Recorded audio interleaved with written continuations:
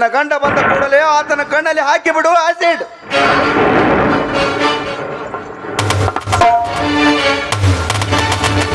ಮಿತ್ರದ್ರೋಹಿ, ಯಾರ ಕಣ್ಣಿಗೆ ಸಿಡ ಕಪ್ಪಿ ಹೇಳ್ತಿರೋ? ಅಲೇ ಹಾದರದ ಹೆಣ್ಣೆ,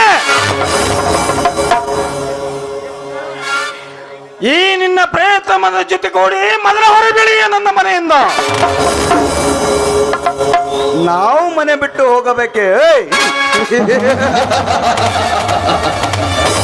ಅದನ್ನು ಹೇಳಲು ನೀನಾರಲೇ ಭಿಕಾರಿ? ಎಂದು ಲಾಯರ್ ಕರೆಸ್ಕೊಂಡು ಬಂದು ಕುಡಿದ ಅಮಲಿನಲ್ಲಿ ಸರ್ವ ಆಸ್ತಿಯಲ್ಲಿ ನನ್ನ ಹೆಸರಿಗಾಗಿ ಹೋಗಿದೆ ಅಂದಾಗ ಈ ಮನೆಗೂ ನಿನಗೂ ಎಲ್ಲ ಋಣವು ಮುಗಿದು ಹೋಗಿದೆ. ನನಗೂ ಈ ಮನೆಗೆ ಋಣ ತೀರಿದೆ ಹೋಯ್ತೆ. ಹೋದರೆ ನನಗೂ ಈ ಮನೆಗೆ ಋಣ ತೀರಿದ ಮೇಲೆ ನಿಮ್ಮಿಬ್ಬರನ್ನು ಈ ಸಮಾಜದಿಂದ ದೂರ ಮಾಡುತ್ತೇನೆ. ಎಲೆ ಜಗನ್ನಾಥ್, ಈ ಹೆಣ್ಣನ್ನು ಬಂದು ಮಾಡಿಕೊಂಡು ಬೋಣದಿಂದ ಬಂಡನಂಗೆ ನನಗೆ ಮೋಸ ಮಾಡಿದಲೇ ಪಾಪಿ. ಓಹೋ, ಈಗ ಬುದ್ಧಿ ಬಂದಂತೆ ಕಾಣುತ್ತಿದೆ ಅಲ್ಲವೇ? ಪಾಪಿಗಳೇ, ನೀವಿಬ್ಬರನ್ನು ಕೊಂದು ನನ್ನ ಮರ್ಯಾದೆ, ಈ ಸಮಾಜದಿಂದ ಹೋದ ಮರ್ಯಾದೆ ಮತ್ತೆ ಉಳಿಸಿಕೊತ್ತೇನೆ.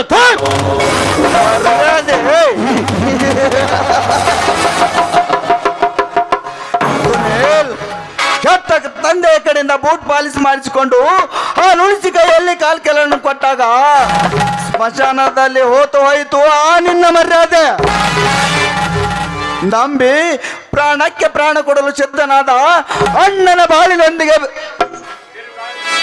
ಬಾಳಿನೊಂದಿಗೆ ಚೆಲ್ಲಾಟವಾಡಿದಾಗಲೇ ಬಿರುಗಾಳಿಗೆ ಹಾರಿ ಹೋಯಿತು ಆ ನಿನ್ನ ಮರ್ಯಾದೆಗೆ ಹೇಳುವೆ.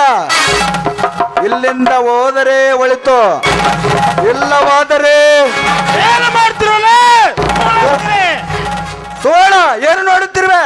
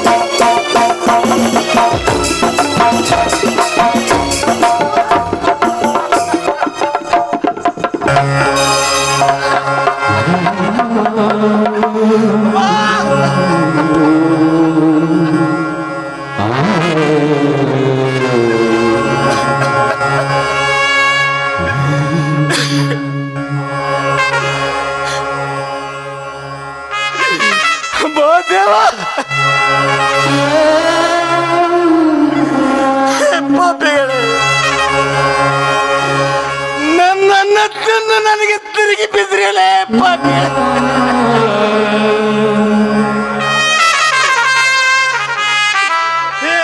ಆಧಾರದ ಹೆಣ್ಣೆ,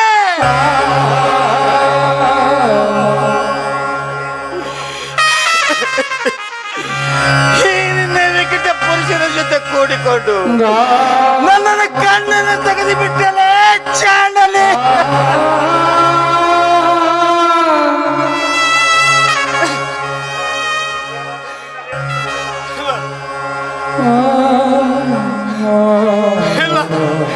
ಇಲ್ಲ, ಇದರಲ್ಲಿ ನಿಮ್ಮದೇನು ತಪ್ಪಿಲ್ಲ.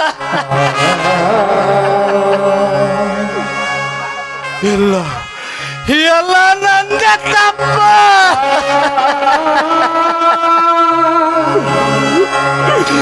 ನಿಮ್ಮ ತಾಳಕ್ಕೆ ಹೆಜ್ಜೆ ಹಾಕಿ ಕುಡಿದು ನನ್ನ ಓಡ ಹುಟ್ಟಿದ ಅಣ್ಣ ಅತ್ತೆಗೆ ತಂದೆಗೆ ಮೋಸ ಮಾಡಿದ ಪಾಪಿ.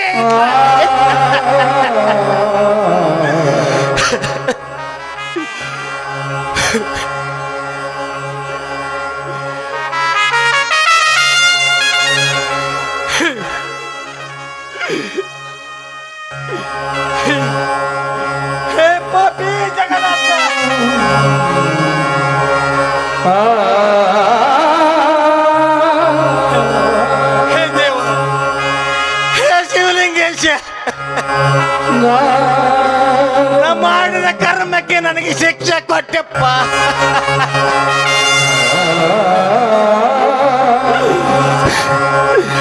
ಸಮಾಜದಲ್ಲಿ ಅಣ್ಣ ತಮ್ಮಂದರಿಗೆ ಅಕ್ಕ ತಂಗಿಯಂದರಿಗೆ ಕೈ ಮಗನ ಬೇಡಿಕೊಳ್ಳುತ್ತೀನಪ್ಪ. ನಿಮಗೆ ಹೆತ್ತ ತಂದೆಗೆ ಅಣ್ಣ ತಮ್ಮಂದರಿಗೆ ಎಂದು ಮೋಸ ಮಾಡಬೇಡಿ. ನೀವು ಮೋಸ ಮಾಡಿದರೆ ನನ್ನಂಗ ಕಣ್ಣು ಕಳೆದುಕೋಬೇಕಾಗುತ್ತದೆ.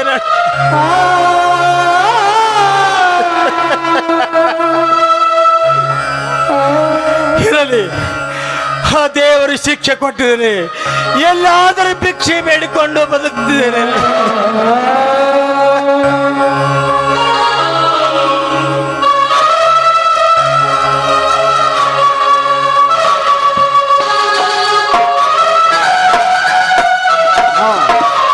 ಸುವರ್ಣ, ನಡೆಯೋ ಬೀದಿ ಬಿಕಾರಿ ಅಂತವಳೆ.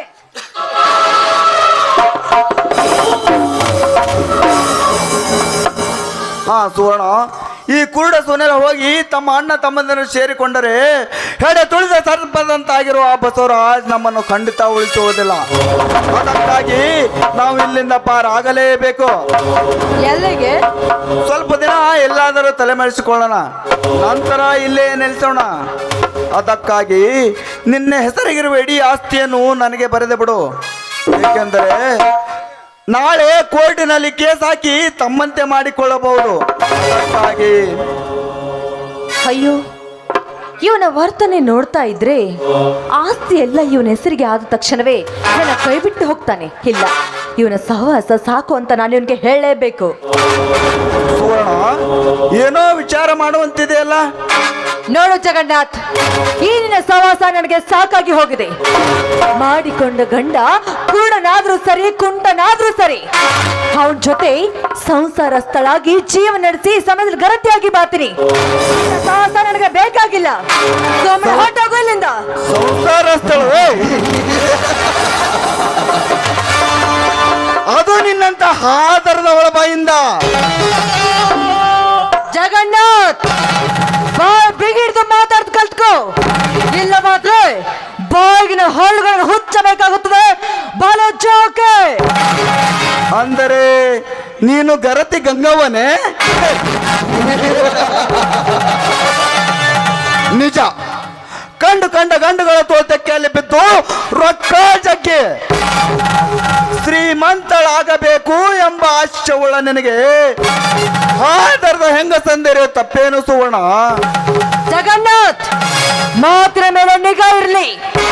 ಬಾಯಿಗೆ ಬಂದಂತೆ ಮಾತಾಡ್ತಾನೆ ಹೋದ್ರೆ ಈ ಹೆಣ್ಣು ರಣ ಚಂಡಿ ಆಗಿ ನಿನ್ನ ರಕ್ತವನ್ನ ಹೀರಬೇಕಾಗುತ್ತದೆ.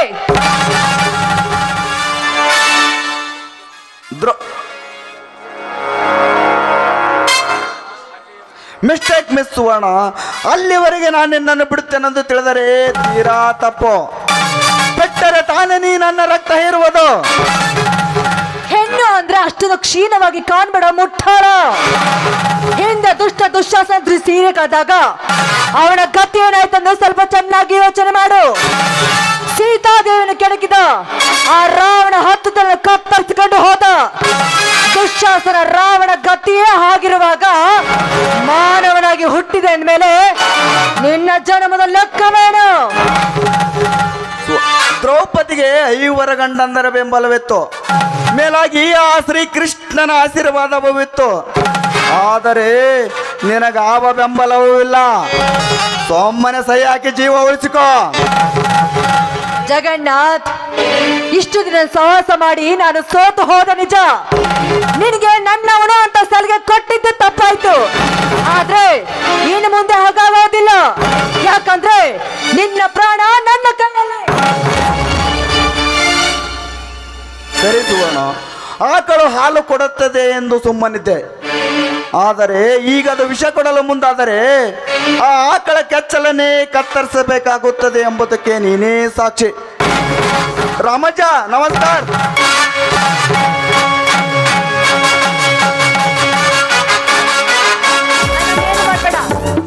ನನ್ನನ್ನು ಬಿಟ್ಬಿಡು.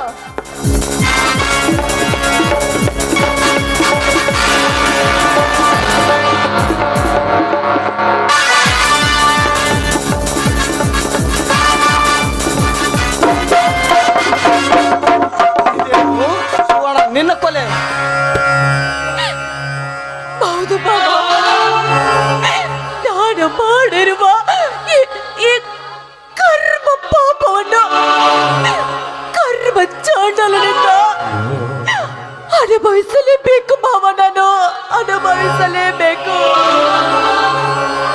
ಯಾರಮ್ಮ ಈ ಸ್ಥಿತಿಗೆ ಕಾರಣರು? ಮಾವ ಮಾವ, ಅವನು ಪಾಪಿ ಅಲ್ಲ, ಪುಣ್ಯಾತ್ಮ. ಮಾವ, ದೇವರಂತ ನಿಮ್ಮ ಮೇಲೆ ಅಪವಾದ ಹೊರಿಸಿ ನಾ ದೊಡ್ಡ ತಪ್ಪನ್ನೇ ಮಾಡ್ಬಿಟ್ಟೆ, ದೊಡ್ಡ ತಪ್ಪನ್ನೇ ಮಾಡ್ಬಿಟ್ಟೆ. ಮಾವ, ನೀವು ದೇವರಂತವ್ರು ಮಾವ, ನೀವು ದೇವರಂತವ್ರು. ದೇವರಂತ ಮಾವನಿಗೆ ಮೋಸ ಮಾಡಿದೆ. ತಾಯಿ ರೂಪವಾಗಿರುವ ನನ್ನ ಅಕ್ಕ ಸಾವಿತ್ರಿಗೂ ಸಹ ನಾನು ಮೋಸ ಮಾಡಿಬಿಟ್ಟೆ ಮಾವ, ಮೋಸ ಮಾಡಿಬಿಟ್ಟೆ. ಅಷ್ಟೇ ಅಲ್ಲ ಮಾವ, ಶಂಕರ್ ಮಾವನಿಗೂ ನಾನು ಮೋಸ ಮಾಡಿದೆ. ಮಗನಂತೆ ಮಮಕಾರ ತೋರಿಸುವ ನನ್ನ ಮೈದುನ ಬಸವರಾಜನಿಗೂ ನಾನು ಅನ್ಯಾಯ ಮಾಡಿದೆ ಮಾವ. ಏನು ನಿನ್ ಮುಂದೆ ಏನೋ ಹೇಳ್ಬೇಕು ಮಾವ, ಆದ್ರೆ ನನ್ನ ನಾಲಿಗೆ ಹೊರತಾ ಇಲ್ಲ ಮಾವ. ಒಂದೇ ಒಂದು ಸಾರಿ ನಿನ್ನ ಕಾಲಿಗೆ ಬಿದ್ದು ಕ್ಷಮೆ ಕೇಳಬೇಕೆಂದು ನನ್ನ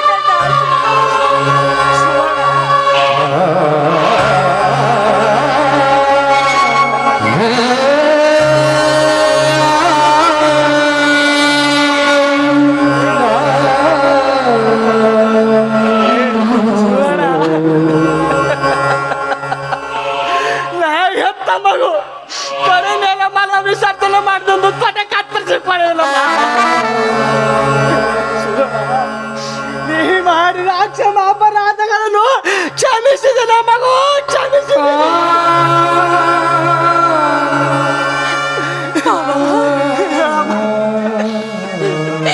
ಗುಣವುಳ್ಳ ಈ ಮನೆಯಲ್ಲಿ ನಾನು ಬದುಕಿ ಬಾಳ್ಬೇಕೆನ್ನುವುದು ಬೇಡ್ಕೊಂಡು ಬಂದಿಲ್ಲ ಮಾವ, ನಾನು ಬೇಡ್ಕೊಂಡು ಬಂದಿಲ್ಲ ಮಾವ. ಮಾವ, ಇನ್ನೊಂದು ಜನ್ಮ ಅಂತ ಇದ್ರೆ ನಾನಿನ್ನ ಸೊಸೆಯಾಗಿ ಬರ್ತೀನಿ ಮಾವ, ಸೊಸೆಯಾಗಿ ಬರ್ತೀನಿ. ಅಷ್ಟೇ ಅಲ್ಲ ಮಾವ, ನನ್ನ ಗಂಡ ಸುನಿಲರಿಗೂ ಕೂಡ ನಾನು ಅನ್ಯಾಯ ಮಾಡಿದೆ, ಅಕ್ಕನಿಗೂ ಅನ್ಯಾಯ ಮಾಡಿದೆ. ಒಟ್ಟಿನಲ್ಲೇ ನಿನ್ನ ಮನೆತನಕ್ಕೆ ನಾನು ಮೋಸ ಮಾಡಿದೆ ಮಾವ. ಆದ್ರೆ ಇನ್ನೊಂದು ಜನ್ಮ ಅಂತ ಹುಟ್ಟಿ ಬಂದು ನಿಮ್ಮ ಋಣವೆಲ್ಲ ತೀರಿಸ್ತೀನಿ ಮಾವ, ನಿಮ್ಮ ಋಣವೆಲ್ಲ ತೀರಿಸ್ತೀನಿ ಮಾವ. ಮಾವ, 2 ವರ್ಷ ಬಾಳೈದರು ನಿನ್ನ ಮನೆ ಸೊಸೆಯಾಗಿ ನಾನು ಬರ್ಬೇಕಂತ ಈ ಪಾಪಿ ಸೊಸೆಗೆ ಆಶೀರ್ವದಿಸು ಮಾವ.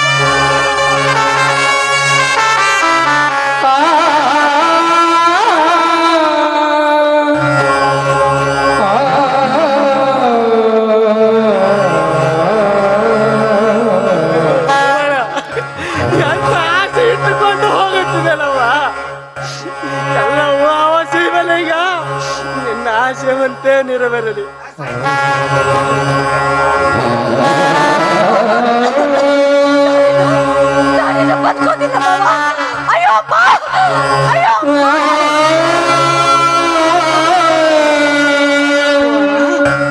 ನಾ ದುಷ್ಟ ಜಗನ್ನಾಥ ನನ್ನನ್ನು